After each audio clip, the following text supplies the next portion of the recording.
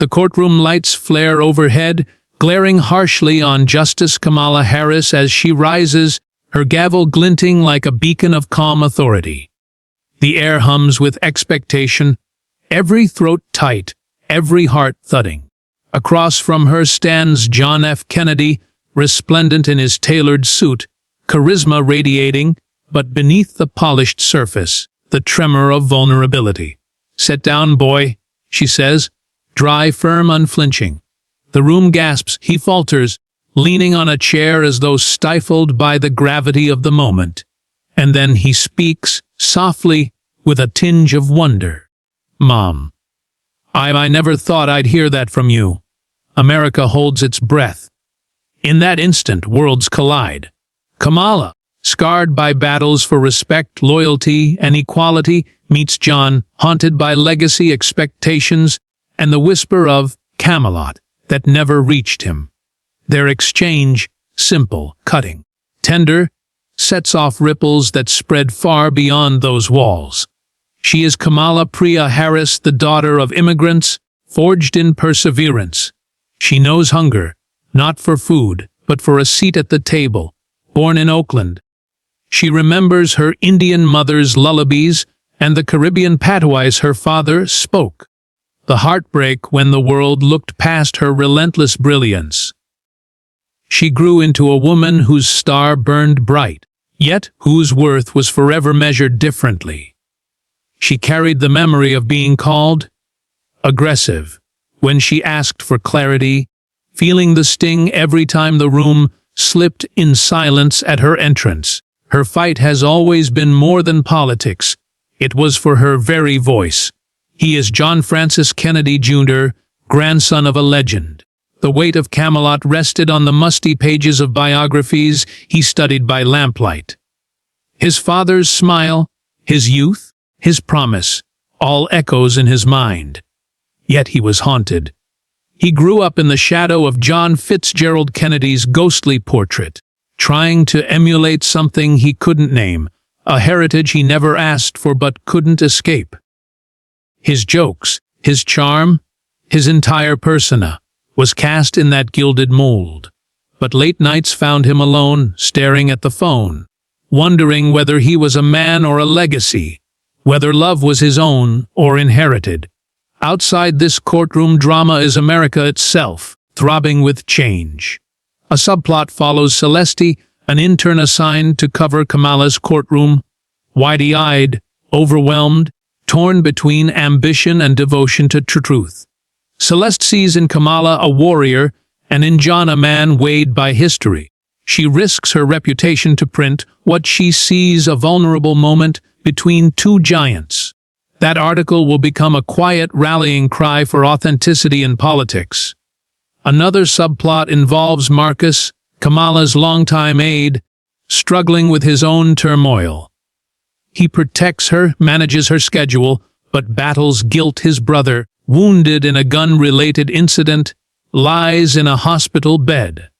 Marcus channels his anguish into doubling down on his work, afraid to face the news that might force him to choose between justice and personal loyalty. From the very opening courtroom, pulses race. Kamala's, "Sit down, boy." Those words are soaked with history, dimension, hard-won pride.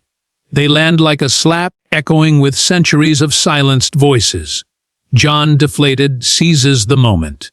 He draws a breath so deep his chest rises like tide, then leans forward and, in a hushed, careful voice, airs the ache behind his poised facade. "I am not him. I've spent my life skating on the ice of his memory. I don't want you, or anyone, to sit me down. I want you to see me." That reply fractures the courtroom's tension silence, then a tremor of empathy. The nation listens, because in his words, people hear their own hidden selves. Suddenly, court reporting bleeds into human confession. As the story unfolds, external storms swirl. National headlines seize the phrase.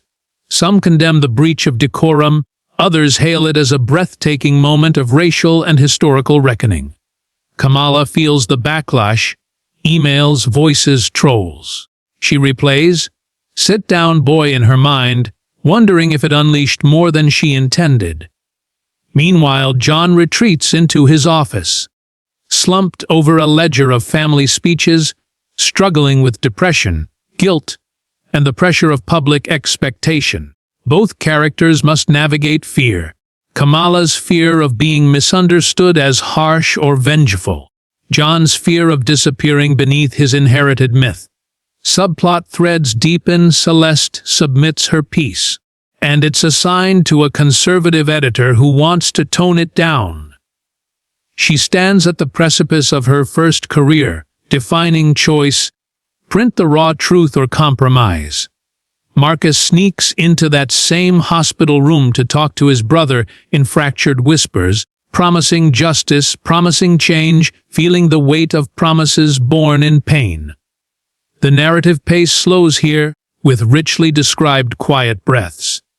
Kamala sits in her chambers at midnight, the city's glow through tall windows, recalling her mother's kitchen, the smell of turmeric and cardamom. She sees Marcus's face in her mind, hears the thumping of her heart. John stands in his ancestral library, dust motes floating in beams of lamplight, fingers touching the faded signatures of diplomats on aged letters. He fears he's nothing but the sum of others, unless he chooses to speak. Then the first turning point. John arrives unannounced at Kamala's chambers the day after the hearing. Rain spatters the wide stone sill. She's ready, her guard high. He's shaking, words stuck like stones in his throat. "I don't want to be history's echo," he says. Maybe we walk this path together, not as judge and heir, but as people." They talk, voices low, tentative. The air between them warms. They're both lonely for what's real. Parallel, Celeste battles with her editor. She stands by the article, defending every phrase. Marcus comes too, visiting the hospital. Finally allowed to hold his brother's hand. And his voice trembles as he types a note to Kamala, telling her he's staying, even if it's hard, even if it hurts. The second major turning point comes when an outside crisis erupts. A case involving voter suppression, a community in crisis. Kamala must recuse or rule. John, tangled in public pressure, is called to issue a statement. The nation watches. The tension is suffocating. Celeste, caught in the middle, gets a scoop, compromising communications between local officials. Marcus, fragile, devoted, fetches coffee in the courthouse basement after a frantic night. In the hush before the verdict, Kamala reads the law, but also the faces in the gallery. Children, families, Marcus's brother in a wheelchair, John in the front row, vulnerable and poised. She thinks this is more than precedent. It's humanity. She delivers a ruling that affirms equality, integrity, and rights, blending wisdom with compassion. The courtroom bursts with a charged hush, then rising applause. John stands, tears in his eyes, and offers his hand. She takes it. In that handshake, generations reconcile, with each other and themselves. The climax blooms with electricity. Celeste's article goes live, raw and real, readers respond. Some with fury, many with gratitude. Marcus walks away from the hospital that morning, his burdens lighter because he chose to stand, not run. Kamala and John step out of the courthouse into sunlight, side by side.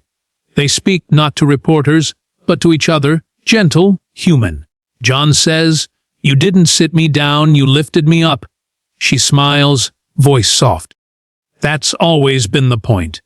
In the resolution, a quiet montage. Celeste, typing her next piece with renewed purpose. Marcus, walking home with his brother's hand in his heart unchained. John visiting a school, sharing his story. Kamala returning to chambers, clearing her desk gently, leaving space. Not for power, but for whoever needs to step forward next. The story closes on a gentle, powerful note. Change isn't a single moment. It's the ripple after the wave. It's sitting down when others stand, speaking when others stay silent, seeing one another beyond inherited roles. America is left not speechless, but thoughtful, moved, and stirred to find its own voice. This long-form narrative can easily stretch to 25 minutes of spoken storytelling. It's emotionally deep, richly textured, with turning points, internal and external conflict, evocative dialogue, sensory details, and a resolution that leaves the listener both grounded and inspired. Let me know if you'd like any tweaks, more dialogue, specific scene expansions, or atmospheric flourishes.